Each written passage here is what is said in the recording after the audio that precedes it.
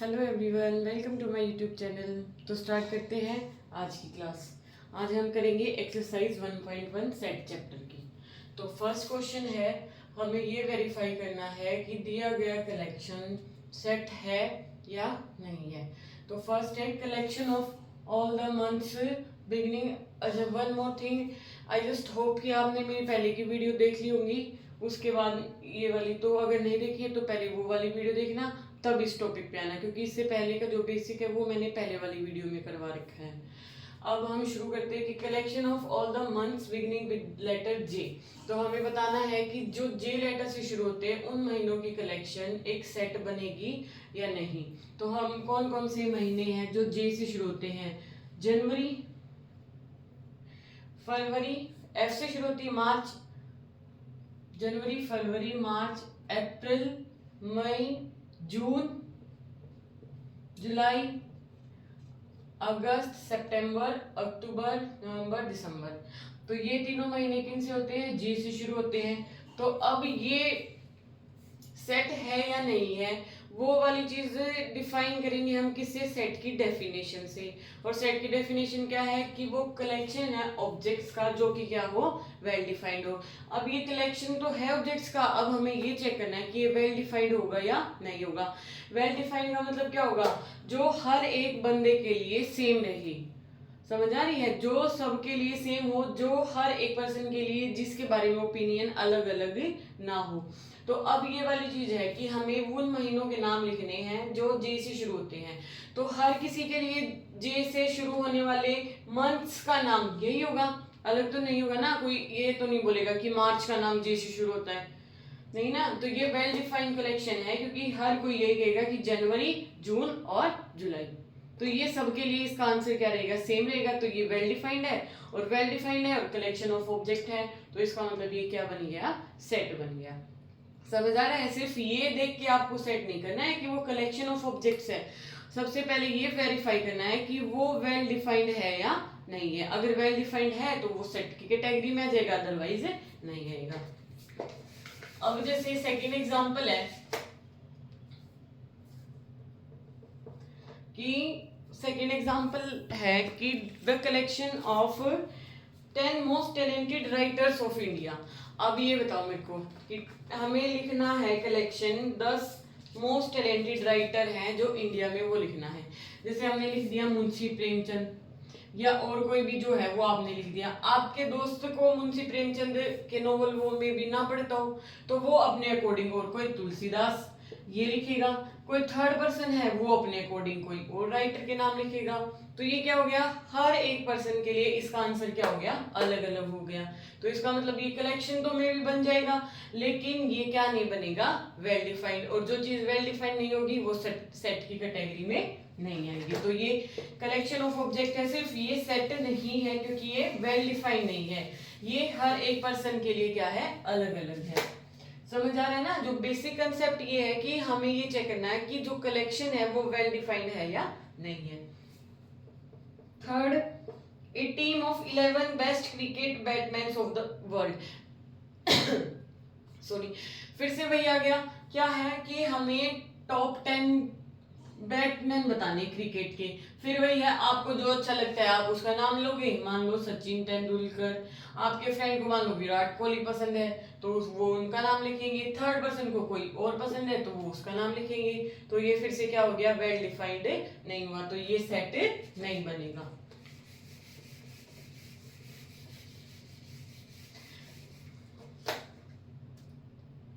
The collection of all boys in your class. आपकी class में जितने बॉय उन सब की कलेक्शन, तो वो क्या होगा? हर कोई आपकी क्लास के बॉयज बताएगा। ये तो है नहीं कि दूसरी क्लास के बॉयज को आपकी क्लास में बता देगा, ये नहीं हो सकता ना। तो ये फिर से क्या, ये क्या बन जाएगा? मान लो आपकी क्लास में 10 बॉयज हैं तो वो आपकी क्लास के 10 बॉयज क्या हो जाएंगे? वेल डिफाइंड, यानी कि सब उनको ही 8th क्लास के, मान लो ये 8th क्लास है और 8th क्लास में ये 10 बॉयज है तो सब 8th क्लास में ही बोलेंगे। तो ये वेल डिफाइंड हो गया। और कलेक्शन ऑफ ऑब्जेक्ट है तो ये क्या बन गया? सेट बन गया। The collection of all natural number less than 100। 100 से छोटे नेचुरल नंबर्स कौन से हो जाएंगे? 1 से शुरू, 2, 3 अप टू सो ऑन 97, 98 और 99। सब यही बोलेंगे, ये तो है नहीं कि कोई -2 को इसके अंदर इन्वॉल्व कर देगा कि नहीं इसके अंदर -2 आएगा, क्योंकि -2 नेचुरल नंबर तो नहीं है।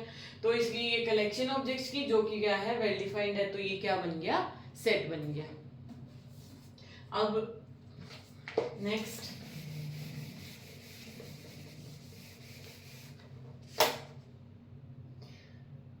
ए collection of novels written by the writer Munshi Premchand. Munshi Premchand, अब ये इन्होंने स्पेशल वो बना, राइटर का नाम दे दिया कि मुंशी प्रेमचंद के ही हमें क्या लिखने हैं, नॉवेल्स लिखनी है, तो सब उसी के नॉवेल्स लिखेंगे, तो ये क्या बन जाएगा, वेल डिफाइंड। तो वेल डिफाइंड हो गया तो मतलब क्या बन जाएगा, सेट बन जाएगा। The collection of all even integers, even integers लिखने हैं हमें, तो फिर वही है, इसका आंसर भी सबके लिए सेम रहेगा, यानी कि -6 -4 -2 इवन है ना, 0 फिर 2 फिर 4 फिर 6 अप टू सो ऑन, तो ये भी सबके लिए इसका आंसर क्या रहेगा, सेम रहेगा, तो ये भी क्या हो गया, सेट बन गया। नेक्स्ट है the collection of questions in this chapter, जो इस चैप्टर में क्वेश्चन है तो वो भी वेल डिफाइंड, सब उन्हीं को बोलेंगे, कोई ये नहीं कि बाहर का क्वेश्चन आगे इस चैप्टर में पटक देगा और उसको बोलेगा कि ये इसका नहीं। A collection of most dangerous element of the world, dangerous animal बताने हैं, डेंजरस एलिमेंट्स की कलेक्शन लिखनी है। तो मान लो आपको लॉयन से डर लगता है, तो आपके लिए वो डेंजरस हुआ, ठीक है। आपके फ्रेंड को टाइगर से डर लगता है, तो उसके लिए वो डेंजरस हुआ। किसी थर्ड पर्सन को मान लो मंकी से डर लगता है, तो उसके लिए डेंजरस वो हुआ। तो सबके लिए क्या हो गया, डेंजरस की कैटेगरी क्या हो गई, अलग अलग हो गई, तो वो सेट नहीं बनेगा, वेल डिफाइंड नहीं बनेगा, तो सेट भी नहीं बनेगा। समझ आ रहा है? अगर किसी चीज में कोई डाउट हो तो कमेंट सेक्शन में कमेंट करके बताना, मैं जरूर रिप्लाई करूंगी।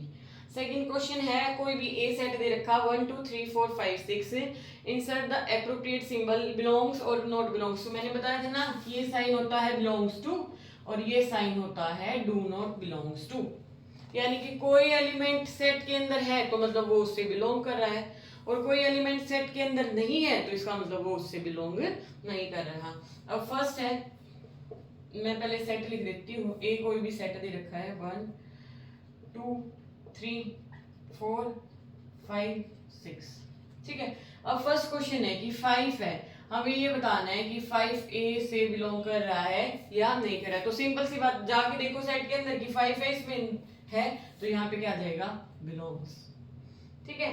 सेकंड क्या है, 8 पूछ रहा है कि बिलोंग करेगा या नहीं करेगा। अब जाके देखो सेट के अंदर 8 कहीं दिखाई दे रहा है, नहीं है, तो इसका मतलब डू नॉट बिलोंग।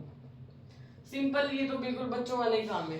अब 0 बताओ, 0 है या नहीं है, नहीं है तो मतलब do not belong.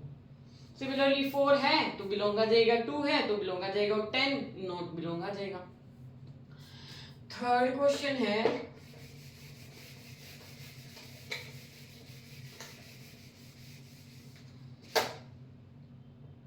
Question third है, write the form set in roster, roster form में लिखना है x सच दैट कि x क्या है, इंटीजर है, और x किस किस के बीच में है, -3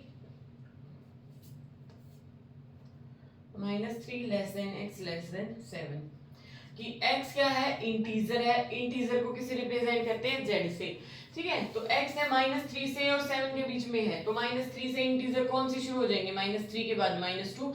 अच्छा इधर आना है, ये देखो ये नंबर लाइन होती है ना, 0 इस साइड -1 -2 -3, और इधर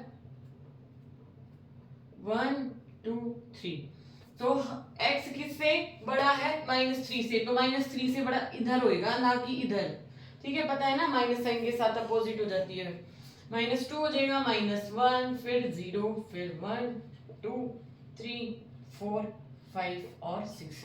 अच्छा अगर यहाँ पे साथ में ये भी लगा होता तो हम -3 को भी लिखते यहाँ पे, और अगर यहाँ पे लिखा था तो हम 7 को भी लिखते, लेकिन ये वाला साइन नहीं है, सिर्फ लेस देन और ग्रेटर देन का साइन है। इसको बोलते हैं लेस देन, इसको बोलते हैं ग्रेटर देन। इसको बोलते हैं लेस देन इक्वल्स टू, यानी कि उसके बराबर भी हो सकता है, उससे छोटा भी हो सकता है। इसको बोलते हैं ग्रेटर देन इक्वल्स टू। समझ आ रहा है? दोनों चीजों में डिफरेंस है। ये सिर्फ इक्वल टू का साइन है और ये सिर्फ लेस देन का साइन है, और ये किसका साइन है? Less than and equal to. ये ग्रेटर देन और ये ग्रेटर देन इक्वल टू। अगर इक्वल टू का साइन साथ में है तो हम उस नंबर को साथ में इंक्लूड करते हैं, अदरवाइज नोट। ठीक है, तो इसलिए हमने -3 को यहाँ पे इंक्लूड नहीं किया, क्योंकि सिर्फ लेस देन का साइन था। तो रोस्टर फॉर्म में लिखना था। रोस्टर फॉर्म में क्या होता है? सीधा हम न्यूमेरिक डिजिट लिख देते टेबल की फॉर्म में, और उसको ये कर्ल ब्रैकेट में बंद कर देते, और कोमा से इनको क्या कर देते हैं? सेपरेट कर देते हैं।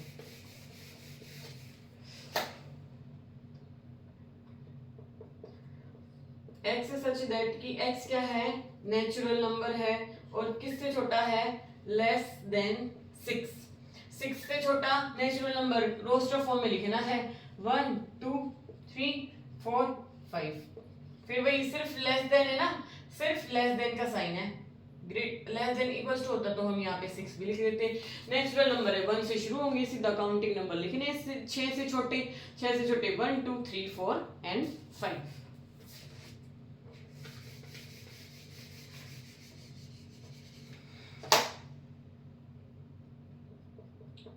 अब यहाँ पे देखो कि x क्या है? कि x is a 2 digit number, मतलब 2 संख्या का नंबर है, और जो सम है वो किसके इक्वल है? 8 के इक्वल इसका सम है। तो हमें वो बताना है कि 2 डिजिट नंबर होना चाहिए, यानी कि हम 1 से शुरू करेंगे।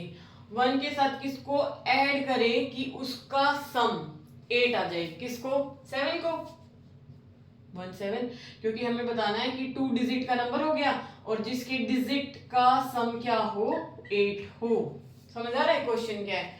कि हमें 2 डिजिट नंबर लेना है, 1 डिजिट 2 डिजिट, तो 2 डिजिट नंबर हो गया, और उसके जो डिजिट है उनका सम कितना आना चाहिए? 8 आना चाहिए। फिर उसके बाद 2 से शुरू करेंगे। 2 में क्या ऐड करें कि उसका सम 8 बन जाए? तो क्या ऐड करें? 6। 3 में क्या ऐड करें?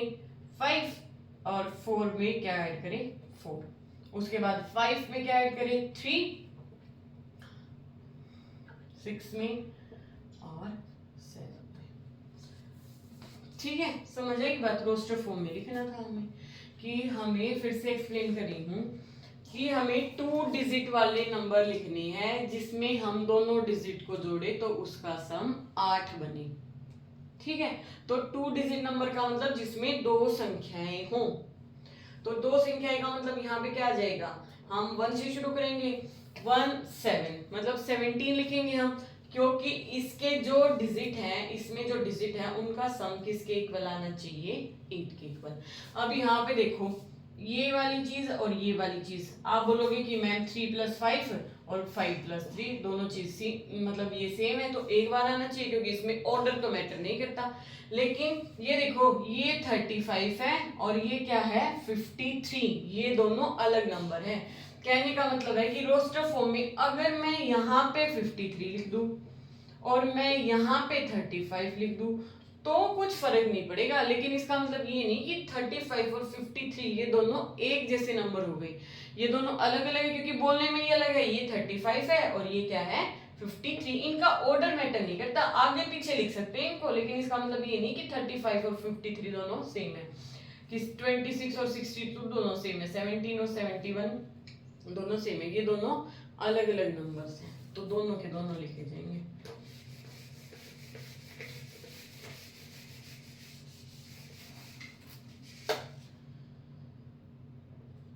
x such that x is a prime number. ठीक है, और डिवीजर है किसके? 60 के। कि x है, 2 कंडीशन लगा दी फिर से कि x प्राइम नंबर भी होना चाहिए और किसको डिवाइड करें? 60 को डिवाइड करें। तो सबसे पहले हम क्या करेंगे? वो नंबर्स लिखेंगे जो 60 को डिवाइड करते हैं। 2 करता है, 3 करता है, 4 से होता है 60 डिवाइड होता है, 5 से, 6 से, फिर 10 से, फिर 12 से, फिर 15 से, और 30 से, और 60 से। ये मैंने वो सारे नंबर लिख दिए जो 60 को भाग करते हैं, जो 60 को डिवाइड करते हैं। ठीक है, इनमें से अब ये देख लो कि x क्या होना चाहिए, प्राइम होना चाहिए। तो इनमें से ये देख लो कि प्राइम नंबर कौन से हैं, कौन से होते हैं प्राइम नंबर्स, जिसके सिर्फ दो ही फैक्टर होते हैं, एक तो वो खुद और एक 1। समझ आ रहा है? ये सब सारे नंबर्स के बारे में मैंने पहले वाली वीडियो में अच्छे से एक्सप्लेन कर रखा है। अगर वो वाली वीडियो नहीं देखी है तो पहले जाके वो देखो, उसके बाद ये अच्छे से समझ आ जाएगा फिर। तो यहाँ पे हमें प्राइम नंबर लिखना है। तो प्राइम नंबर क्या है, 2 है, 3 है और 5 है। तो इसका आंसर ये नहीं है, ये तो मैंने आपको समझाने के लिए लिखा है कि 60 को डिवाइड कौन कौन से नंबर करते हैं। और उसमें हमारी सेकंड कंडीशन क्या है कि p प्राइम होना चाहिए, तो इसलिए हम p को क्या लिख देंगे, 2, 3 और 5।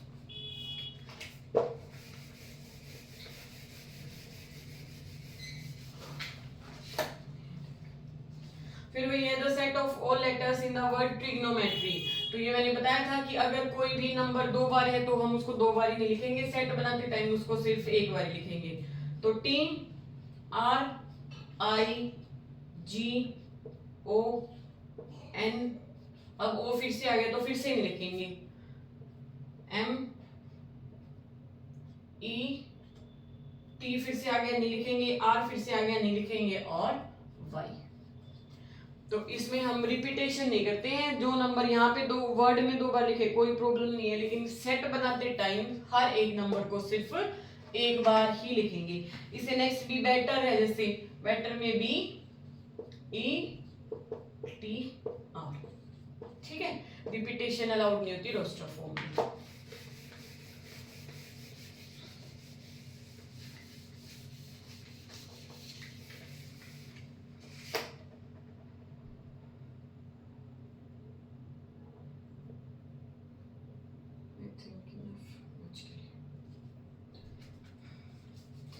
फोर्थ है सेट बिल्डर फॉर्म में। इससे पहले हमने किस में लिखा था, रोस्टर फॉर्म में, अब हम लिखेंगे सेट बिल्डर फॉर्म में। तो सेट बिल्डर फॉर्म में हम लिखेंगे, तो आई थिंक ये मैं कल करवाती हूँ, कहीं बोर ना हो जाओ फिर आप सब। तो अगर कुछ समझ नहीं आया हो तो कमेंट करके बताना, एक्सप्लेन करने का तरीका कैसे लगा ये बताना, और चैनल को प्लीज लाइक शेयर और सब्सक्राइब करना। Thank you so much.